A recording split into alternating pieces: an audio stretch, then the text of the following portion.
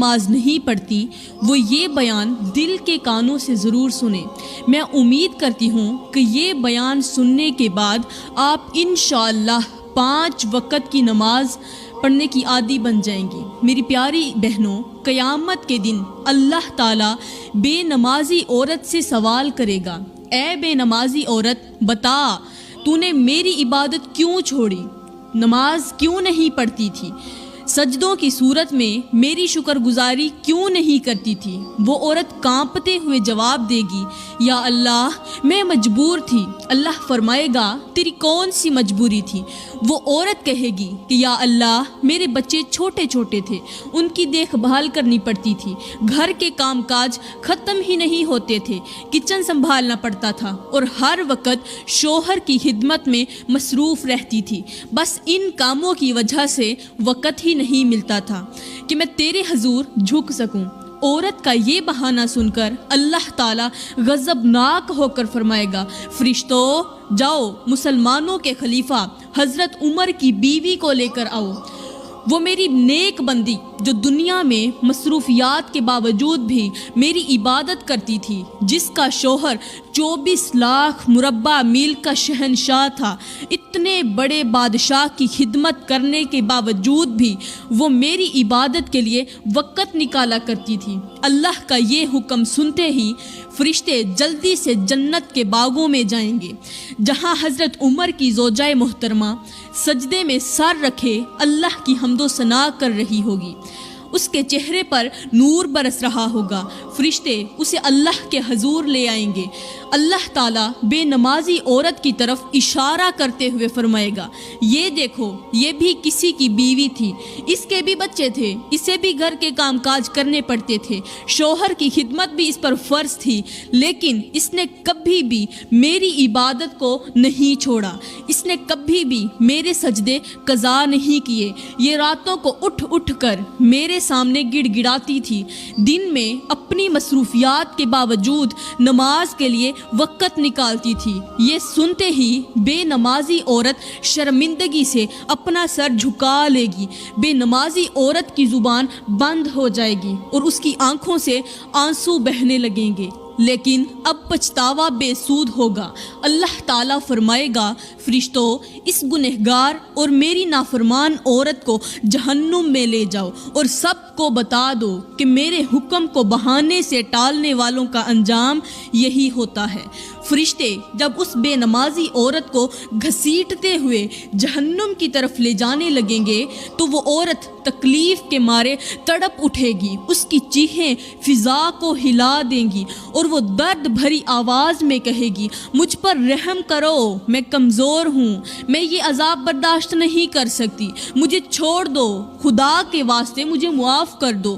وہ ہاتھ جوڑ کر کہے گی، روتے ہوئے کہے گی، یا اللہ مجھے ایک موقع دے دے، میں تیری نماز پڑھوں گی، تیرے رستے پر چلوں گی، تیرے احکامات کو مانوں گی، اب میں دنیا میں جا کر استغفار کروں گی، توبہ کروں گی، اب میں تہجد پڑھوں گی، روزے رکھوں گی، نوافل بھی پڑھوں گی، میں تیری عبادت کرتی رہوں گی، دن ہے تو تیری عبادت میں گزرے گا، رات تو تیری عبادت میں گزرے گی، میں ہر وقت تیری حمد و ثنا بیان کروں گی، تیرے نبی کی ذات پر درود پاک پڑھوں گی، میں تجھ سے بخشش کی دعا طلب کروں گی، میں اپنے بچوں کو چھوڑ دوں گی، دنیا کو چھوڑ دوں گی، دنیا کی پرواہ بھی نہیں کروں گی، شوہر کی خدمت بھی کروں گی، لیکن تیری عبادت سب سے مقدم ہوگی، وقت پر باجماعت نماز بھی ادا کروں گی، بس سارا وقت تیری نماز میں صرف کر دوں گی۔ اچانک ایک گونجدار آواز سنائی دے گی، یہ آواز ہوگی اللہ کی۔ میرا اللہ فرمائے گا، اے میری بندی،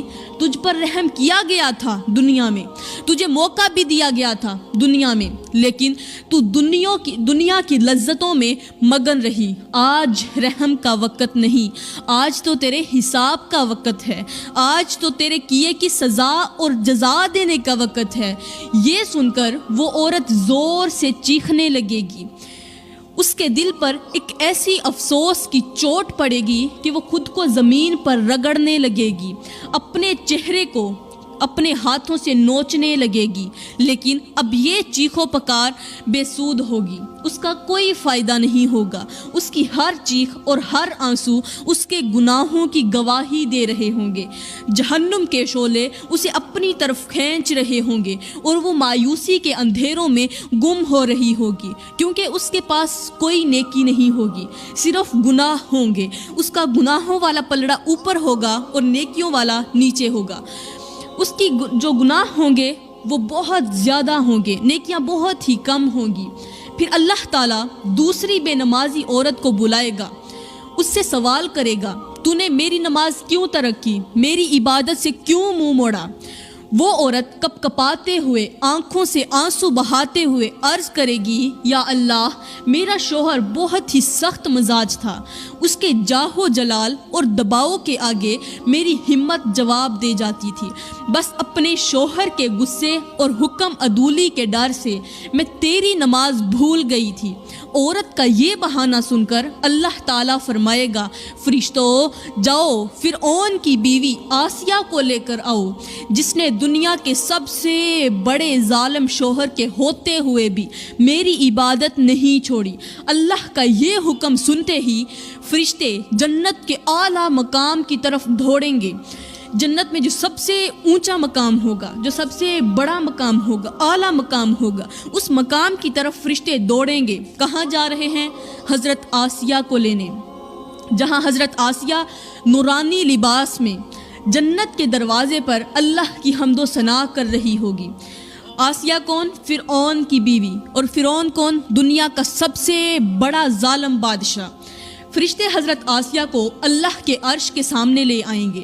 اب اللہ تعالیٰ اس بے نمازی عورت کی طرف دیکھتے ہوئے فرمائے گا، اے میری نافرمان عورت، یہ دیکھ، یہ بھی ایک عورت تھی، اس کا شوہر بھی دنیا کا سب سے بڑا ظالم بادشاہ تھا، جو خود کو رب بھی کہلواتا تھا۔ میری یہ بندی اپنے شوہر کے ظلم کے باوجود بھی میری پناہ میں رہی اور اپنی جان کی قربانی دینے کے لیے تیار رہی۔ اس نے کبھی نماز نہیں چھوڑی، کبھی مجھے سجدہ نہیں چھوڑا۔ حضرت آسیہ کو دیکھتے ہی وہ بے نمازی عورت جو ہوگی، اس کا چہرہ شرمندگی سے جھک جائے گا، لیکن کوئی معافی کی گنجائش باقی نہ ہوگی۔ اللہ تعالیٰ فرمائے گا، فرشتوں، جاؤ اس بے نمازی عورت کو ان لوگوں کے ساتھ کھڑا کر دو جو دنیا کی عارضی آزمائشوں کو میری عبادت سے زیادہ اہم سمجھتے تھے۔ فرشتے اس بے نمازی عورت کو گھسیٹتے ہوئے عذاب کی طرف لے جائیں گے، اور بے نمازی عورت کی چیخ و پکار قیامت کے شور میں دب جائے گی۔ وہ روئے گی، وہ چیخے گی، پکارے گی، چلائے گی، مدد بھی مانگے گی، معافی بھی مانگے گی، لیکن اس کی تمام چیخ و پکار، قیامت کا شور اتنا زیادہ ہوگا کہ اس کے نیچے دب جائے گا۔ بے نمازیوں کی صف کانپتے ہوئے کھڑی ہوگی۔ ان میں کچھ وہ ہوں گے جو دنیا کے کاموں میں مشغول ہو کر نماز چھوڑ بیٹھے تھے، کچھ وہ ہوں گے جو اپنے گھر والوں کی خدمت کو بہانہ بناتے تھے، اور کچھ وہ ہوں گے جو وقت کی کمی کا عذر پیش کرتے تھے، کچھ وہ لوگ ہوں گے جو کہیں گے ہم کام کرتے تھے، ہمارے چھوٹے چھوٹے بچے تھے، ان کے لیے روزی روٹی کمانے جاتے تھے، مالک نماز نہیں پڑھنے دیتا تھا۔ اب اتنے بڑے مالک کی، وہ مالک جنہیں کھلا بھی رہا ہے، انہیں پلا بھی رہا ہے، دوسروں کے دلوں میں ان کے لیے رحم بھی ڈال رہا ہے، اس مالک کی نماز کو چھوڑ کر، اس کے حکم کو چھوڑ کر وہ دنیا کے مالکوں کو اپنا مالک سمجھتے تھے۔ وہ بہانہ پیش کریں گے کہ یا اللہ، ہمارے بچے چھوٹے چھوٹے تھے، ان کے لیے روزی روٹی کمانے جاتے تھے، اور مالک ہمیں نماز کا وقت نہیں دیتا تھا۔ اگر ہم نماز پڑھتے تھے تو اتنے وقت کی ہماری جو تنخواہ تھی اس میں کمی کر دیتے تھے، کٹوتی کر دیتے تھے، اس لیے ہم نماز نہ پڑھ سکے۔ وہ بے نمازیوں کی صف ہوگی اور وہ اس طرح کے عذر پیش کر رہے ہوں گے، ہائے میری بہنوں، دن میں 5 ٹائم نماز پڑھنے کی اپنی عادت بنا لو، بس یہ سوچ کر کے کہ ہو سکتا ہے یہ نماز تمہاری زندگی کی آخری نماز ہو سکتا ہے یہ اذان تمہارے کانوں میں آخری مرتبہ گونجی ہو، شاید یہ وہ لمحہ ہو جب تمہارا رب تمہیں آخری بار مسجد میں آنے کا موقع دے رہا ہو، تمہیں مصلی پر بیٹھ کر نماز پڑھنے کا، دعائیں مانگنے کا آخری بار موقع دے رہا ہو۔ سوچو اگر یہ آخری موقع ہو اور تم نے اسے گنوا دیا تو کیا جواب دو گی؟ یہ وقت واپس نہیں آتا اور شاید قبر کے اندھیرے میں یہی نماز تمہاری نجات بن جائے۔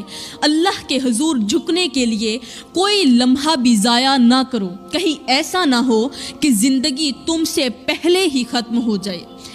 اب چھوٹا سا ایک واقعہ سناتی ہوں، واقعہ دل کے کانوں سے سننا کیونکہ یہ زندگی بدلنے کا ذریعہ بنے گا۔ مجھے امید ہے کہ یہ واقعہ آپ کو سوچنے پر مجبور کر دے گا کہ ہم نمازوں کو کس طرح ضائع کر رہی ہیں، ہم نے اپنی زندگی کے قیمتی سے قیمتی لمحات کو کیسے ضائع کیا۔ تو پھر سنیے، ایک 8 سال کا بچہ روتے ہوئے مسجد کی طرف بھاگ رہا تھا۔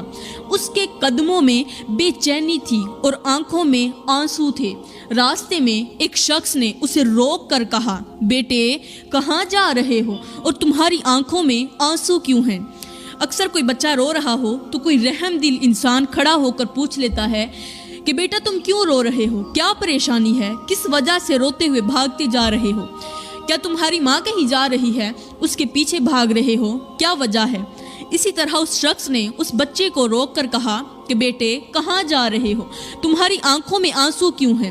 بچہ ہچکیاں لیتے ہوئے بولا، مجھے جانے دو، آج میرے باپ سے ایک بہت بڑا گناہ ہو گیا ہے اور میں باپ کی جگہ اس گناہ کی معافی مانگنے کے لیے مسجد میں جا رہا ہوں۔ وہ شخص حیرت سے پوچھنے لگا، آخر تمہارے باپ سے کون سا گناہ سرزد ہو گیا ہے جو تم اس قدر بے چین ہو؟ بچہ اپنی آنکھوں سے آنسو صاف کرتے ہوئے کہنے لگا، آج میرے باپ سے فجر کی نماز چھوٹ گئی ہے۔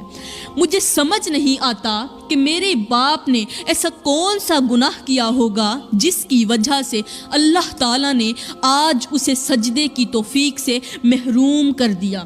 آخر میرے باپ نے ایسا کون سا گناہ کیا ہوگا جس گناہ کی وجہ سے اللہ تعالیٰ نے میرے باپ سے سجدے کی توفیق چھین لی اور میرا باپ فجر کی نماز نہ پڑھ سکا۔ ہائے، بچہ تو جواب دے کر چلا گیا لیکن اس شخص کو سوچنے پر مجبور کر دیا کہ اس باپ کی، وہ لڑکا جو تھا، اس باپ کی ایک وقت کی نماز چھوٹی ہے، اس کے باپ نے صرف ایک وقت کی نماز چھوڑی ہے، 5 وقت کی بات نہیں کر رہی، 2 دن کی 10 نمازوں کی بات نہیں کر رہی، ایک وقت کی ایک نماز کی بات کر رہی ہوں۔ وہ سوچنے پر مجبور ہو گیا کہ اس کے باپ کی ایک وقت کی نماز چھوٹی ہے اور بیٹے کو اس قدر احساس ہوا ہے کہ معصوم بچے کا سینہ چھلنی ہو گیا ہے، لیکن افسوس کہ میری زندگی کی تمام نمازیں چھوٹ گئیں اور مجھے ذرا بھی احساس نہیں ہوا۔ میں نے زندگی میں کوئی سجدہ نہیں کیا، کبھی فجر نہیں پڑھی، کبھی ظہر نہیں پڑھی، کبھی عصر نہیں پڑھی، کبھی مغرب عشاء نہیں پڑھی، تہجد تو رہی دور کی بات، تہجد کا تو کبھی سوچا ہی نہیں، تہجد تو بڑی دور کی بات، کبھی فرض 5 نمازوں کا تو میں نے سوچا ہی نہیں، میں نے کبھی اللہ کے حضور کوئی سجدہ نہیں کیا۔ اور بیٹے کے، اس لڑکے کے باپ کی ایک نماز چھوٹی ہے، خود کی نہیں، باپ کی ایک نماز چھوٹی ہے، اور بچے کا حال یہ ہے کہ وہ روتا ہوا مسجد کی طرف جا رہا ہے اللہ سے باپ کی جگہ معافی مانگنے کے لیے کہ نہ جانے باپ سے کون سا گناہ ہو گیا ہے جس کی وجہ سے اللہ تعالیٰ نے میرے باپ کو آج صبح فجر کے سجدوں سے محروم کر دیا۔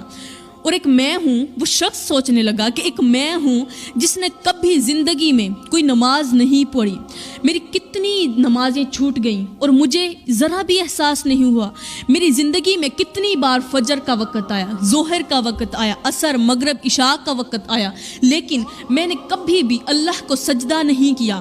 اس بچے کی باتوں نے نہ صرف اس شخص کے دل کو جھنجھوڑا بلکہ اسے اپنی زندگی کا جائزہ لینے پر مجبور کر دیا۔ وہ سوچنے لگا کہ قیامت کے دن جب اللہ مجھ سے پوچھے گا کہ اے میرے بندے بتا تو صحیح میرے لیے کون سا تحفہ لے کر آیا ہے، نماز کا تحفہ لے کر آیا ہے، روزے کا تحفہ لے کر آیا ہے، سچ کا تحفہ لے کر آیا ہے، راتوں کے تہجد کا تحفہ لے کر آیا ہے، بتا تو صحیح کون سا تحفہ لے کر آیا ہے، کس نیکی کا تحفہ لے کر آیا ہے، میرے غریبوں کی مدد کا تحفہ لے کر آیا ہے، یتیموں کو کھانا کھلانے کا تحفہ لے کر آیا ہے، یا کوئی اور نیکی والا تحفہ یا اس سے بھی بڑھ کر کوئی تحفہ لے کر آیا ہے، میرے نبی کی ذات پر درود پڑھنے کا تحفہ لے کر آیا ہے، بتا تو صحیح تو میرے لیے، میں رب کے لیے، اپنے دوست کے لیے کون سا تحفہ لے کر آیا ہے۔ وہ جب دنیا کا کوئی دوست اپنے دوست سے ملنے کے لیے، ملاقات کرنے کے لیے جاتا ہے تو اپنے دوست کے لیے کوئی نہ کوئی تحفہ ضرور لے کر آیا ہے، وہ ضرور کوئی نہ کوئی تحفہ لے کر آتا ہے۔ بتا تو صحیح تو میں رب کے لیے، اپنے دوست کے لیے کون سا تحفہ لے کر آیا ہے۔ آج تو مجھ سے ملاقات کرتے وقت کس چیز کا، کس نیکی کا تحفہ لے کر آیا ہے، تو پھر اس وقت میں اپنے رب کو کیا کہوں گا؟ کیا کہوں گا کہ اللہ میں گناہوں کی گٹھری لے کر آیا ہوں۔ اس وقت تمام نبیوں رسولوں کی امتوں کے سامنے گناہوں کی گٹھڑی دکھاتے ہوئے مجھے شرم نہیں آئے گی؟ خدارا میری بہنوں اور بھائیوں، قبل اس کے کہ یہ وقت گزر جائے، کاش میری بات تمہارے دلوں میں اتر جائے۔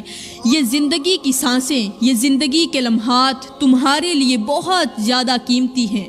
انہی لمحوں میں کچھ کر لو، نماز پڑھ لو، خدا کی یاد اور محبت کے دیے اپنے دل میں جلا لو، معلوم نہیں پھر فرصت ملے نہ ملے۔ نماز وہ عظیم فریضہ ہے جو انسان کو اس کے رب کے قریب کر دیتا ہے، بالکل ساتھ جوڑ دیتا ہے، لیکن آج کے معاشرے میں یہ فریضہ محض ایک رسم بنتا جا رہا ہے۔ ہم دن رات دنیاوی مصروفیات میں غرق ہیں، مال و دولت کی دوڑ میں بھاگتے ہوئے یہ بھول گئے ہیں کہ اصل کامیابی اس وقت ہے جب ماتھا خاک پر جھکے اور دل اللہ کے حضور حاضر ہو جائے۔ آج لوگ نماز کو وقت کی کمی کا بہانہ بنا کر چھوڑ دیتے ہیں، لیکن یہ نہیں سوچتے کہ جس وقت کو ہم نماز کے بغیر گزار رہے ہیں وہی وقت قیامت کے دن ہمارے لیے گواہی دے گا۔ آج کا انسان اپنی دولت، عزت اور طاقت پر فخر کرتا ہے۔ کسی کے پاس تھوڑی سی دولت آ جائے، غرور آ جاتا ہے اس کے اندر۔ کسی کے پاس پیسہ آ جائے، مال و دولت آ جائے، بڑی گاڑی آ جائے، بنگلہ مل جائے اس کو، تو اس کے اندر غرور بھر جاتا ہے، اس کا دل تکبر کرنے لگتا ہے۔ لیکن یاد رکھو کہ قبر کے اندھیروں میں یہی غرور، یہی فخر ایک خوفناک بوجھ بن جائے گا، یہ کیڑے مکوڑوں کی شکل اختیار کر جائے گا۔ اب ذرا تصور کریں کہ ایک شخص کشتی میں سوار ہو کر سمندر کے سفر پر نکلتا ہے۔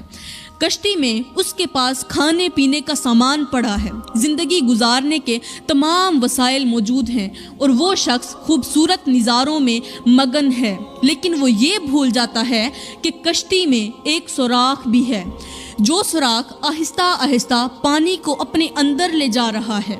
وہ شخص اپنی دنیاوی مصروفیات میں اتنا گم ہوتا ہے کہ سوراخ کی طرف دھیان ہی نہیں دیتا، یہاں تک کہ سوراخ کے ذریعے پانی کشتی کو بھر دیتا ہے اور وہ شخص سمندر میں ڈوب کر فنا ہو جاتا ہے۔ میری بہنوں، یہی مثال ہماری زندگی کی ہے۔ نماز ہمارے ایمان کی کشتی کو مضبوط رکھتی ہے، لیکن جب ہم نماز چھوڑ دیتے ہیں تو ہمارے اعمال میں سوراخ ہو جاتا ہے۔ پھر دنیا کی تمام رنگینیاں اس سوراخ کے ذریعے ہماری کشتی کے دنیا کو اندر ہی اندر غرق کر دیتی ہیں۔ میرے بھائیوں، جب موت کا سمندر ہمیں اپنی لپیٹ میں لے لے گا تو اس وقت کوئی وسیلہ، کوئی تعلق اور کوئی عذر ہمیں نہیں بچا سکے گا۔ نماز وہی واحد عمل ہے جو ہماری کشتی کو نہ صرف مضبوط رکھتا ہے بلکہ ہمیں طوفانوں سے بچا کر منزل مقصود تک بھی پہنچاتا ہے۔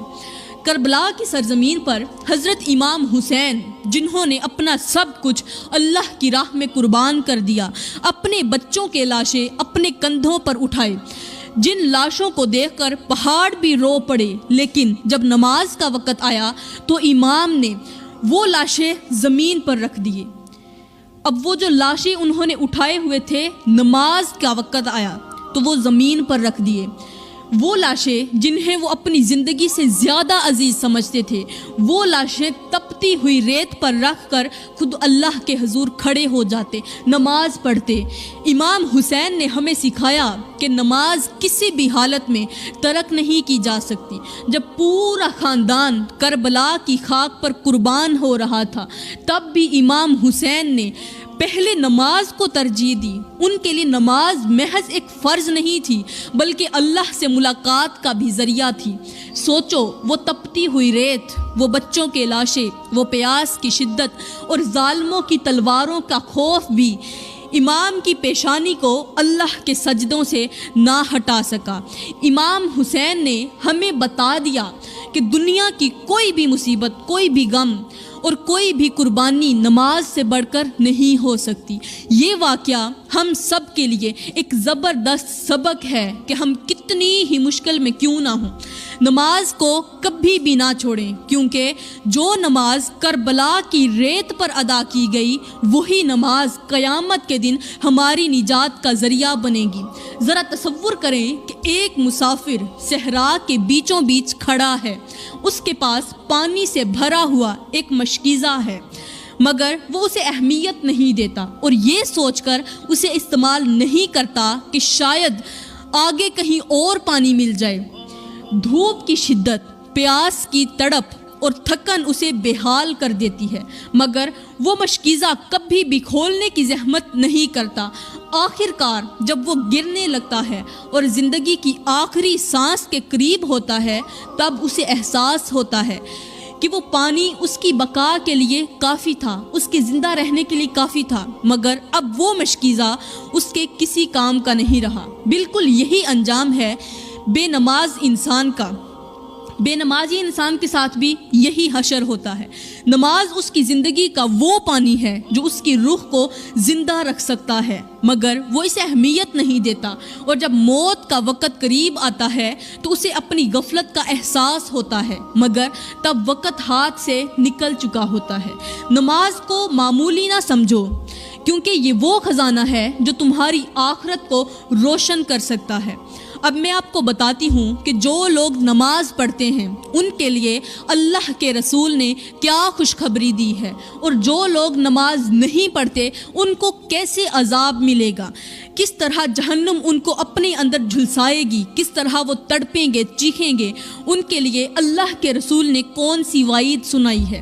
میری پیاری بہنوں، میرے کریم نبی حضرت محمد مصطفیٰ صلی اللہ علیہ وآلہ وسلم، آپ نے فرمایا، جو شخص اللہ کے لیے خشوع و خضوع کے ساتھ وضو کرتا ہے اور پھر نماز کے لیے کھڑا ہوتا ہے، اس کے گناہ درخت کے پتوں کی طرح جھڑ جاتے ہیں۔ اس حدیث میں نماز کی فضیلت کو نہایت خوبصورتی کے ساتھ بیان کیا گیا ہے۔ نماز صرف ایک عبادت نہیں، بلکہ یہ روح کی پاکیزگی اور دل کی صفائی کا ذریعہ ہے، اور حضرت امام حسین کے مطابق یہ اللہ کے ساتھ ملاقات کرنے کا بھی ذریعہ ہے۔ جس طرح درخت اپنے پرانے اور بوجھل پتوں کو جھاڑ کر تازگی حاصل کرتا ہے، ویسے ہی ایک مومن جب وضو کرتا ہے اور اللہ کے حضور جھک جاتا ہے تو اس کے گناہ مٹ جاتے ہیں۔ یہ خوشخبری ان کے لیے ہے جو نماز کو اپنی زندگی کا حصہ بنا لیتے ہیں، کیونکہ نماز اللہ سے قربت کا سب سے بڑا ذریعہ ہے۔ نماز کے ذریعے مومن کو سکون، راحت اور جنت کی بشارت ملتی ہے۔ یہ حدیث ہمیں یاد دلاتی ہے کہ نماز صرف ایک فرض نہیں، بلکہ ہمارے لیے رحمت اور گناہوں کی معافی کا ذریعہ ہے۔ اب جو لوگ نماز نہیں پڑھتے ان کے لیے کیا وعید ہے؟ پیاری بہنوں، نبی کریم صلی اللہ علیہ وآلہ وسلم نے فرمایا، نماز چھوڑنے والے اور کفر کے درمیان فرق صرف نماز کا ہے۔ جو لوگ نماز نہیں پڑھتے، بے نمازی لوگوں اور کافروں کے درمیان فرق صرف نماز کا ہے۔ بے نمازی جو مسلمان ہے، مسلمان جو ہے وہ صرف نماز پڑھتا ہے اس لیے مسلمان ہے، اور جو کافر ہے وہ نماز نہیں پڑھتا، نماز نہ پڑھنے کی وجہ سے وہ کافر ہے۔ یہ حدیث ان لوگوں کے لیے ایک سنگین وارننگ ہے کہ جو نماز کو نظر انداز کرتے ہیں۔ نبی کریم نے واضح طور پر بیان کیا ہے کہ نماز اور کفر کے درمیان ایک باریک لکیر ہے، اور وہ لکیر نماز ہے۔ اگر کوئی جان بوجھ کر نماز کو چھوڑ دیتا ہے تو وہ در حقیقت اللہ کے حکم کو نظر انداز کر رہا ہے۔ نماز چھوڑنا صرف ایک عمل کی کمی نہیں بلکہ یہ اللہ کے ساتھ کیے گئے بندگی کے عہد کو توڑنے کے مترادف ہے۔ قیامت کے دن سب سے پہلا سوال نماز کے بارے میں ہوگا، اور جو اس امتحان میں ناکام ہوگا اس کے لیے آگے کے راستے، آگے کی منزلیں مزید دشوار ہو جائیں گی۔ یہ حدیث ہمیں جھنجھوڑ کر یاد دلاتی ہے کہ نماز کو چھوڑنے کی غفلت نہ صرف دنیا اور آخرت کی تباہی ہے بلکہ یہ دنیا میں بھی اللہ کی رحمتوں سے محرومی کا ذریعہ بن سکتی ہے۔ یہ دونوں احادیث ایک واضح پیغام دیتی ہیں کہ نماز نہ صرف جنت کے دروازے کھولتی ہے بلکہ نماز کو چھوڑ دینا ان دروازوں کو بند کر دیتا ہے۔ ہمیں اپنی زندگی میں نماز کو ترجیح دینی چاہیے کیونکہ یہ دنیا اور آخرت کی کامیابی کی کنجی ہے۔ اب ایک شخص تھا جسے نماز پڑھنے کے بارے میں بارہا تلقین کی گئی، مگر وہ ہر بار یہ کہہ کر ٹال دیتا کہ ابھی وقت ہے، جب دل کرے گا تو پڑھ لوں گا، ابھی کافی وقت پڑا ہے، کافی زندگی لمبی ہے، جب میرا آخری وقت آئے گا، جب میری جوانی ختم ہوگی، بڑھاپے میں بیٹھ کر نمازیں پڑھ لوں گا۔ وہ دنیا کے کاموں میں مصروف رہتا، نماز کو اپنی زندگی کا بوجھ سمجھتا اور کہتا کہ اللہ تو معاف کرنے والا ہے۔ پھر ایک دن ایسا آیا کہ وہ اپنے بستر پر پڑا ہوا تھا، سانسیں ٹوٹ رہی تھیں اور آنکھیں پتھرا رہی تھیں۔ رشتہ دار اسے کلمہ پڑھنے کو کہہ رہے تھے مگر زبان اس کا ساتھ نہیں دے رہی تھی۔ اسی لمحے ایک سایہ اس کے قریب آیا اور ایک آواز گونجی، تمہیں زندگی میں اتنا وقت دیا مگر تم نے مجھے یاد نہ کیا، آج میں بھی تمہاری پکار کا جواب نہیں دوں گا۔ وہ شخص بے بسی سے تڑپتا رہا مگر اس کی آخری سانس بھی اس کا ساتھ چھوڑ گئی۔ قبر کے گھڑے میں جب اسے اتارا گیا تو فرشتوں نے پوچھا، تیری نماز کہاں ہے؟ وہ چیخ کر کہنے لگا، مجھے ایک موقع اور دے دو، مگر جواب نہ آیا۔ یہ وقت کا پہیہ کبھی نہیں ٹلتا۔ جواب یہی آیا کہ وقت کا پہیہ کبھی نہیں پلٹتا، پچھلا وقت کبھی بھی نہیں آئے گا، اب تجھے دوبارہ موقع نہیں دیا جائے گا کیونکہ تجھے موقع دیا گیا تھا دنیا میں، لیکن تو نے دنیا کی لذتوں میں آ کر خدا کو بھلا دیا، نماز نہیں پڑھی، اب تجھے کبھی بھی دوسرا موقع نہیں ملے گا، اب صرف تجھے عذاب ملے گا۔ پیاری بہنوں، اب تم خود فیصلہ کرو، کیا یہ مثال تمہیں جھنجھوڑنے کے لیے کافی ہے یا نہیں؟ بس آخر میں دعا کرتی ہوں کہ یا اللہ ہمیں 5 وقت کا نمازی بنا دے اور ہمارے دلوں کو اپنی عبادت کا شوق عطا فرما، ہمیں گناہوں سے بچا اور اپنی ہدایت پر ثابت قدم رکھ، ہمارے دلوں کو ایمان کی روشنی سے منور کر اور ہمیں اپنی قربت کا حقدار بنا دے۔ آمین ثم آمین، وما علینا الا البلاغ المبین۔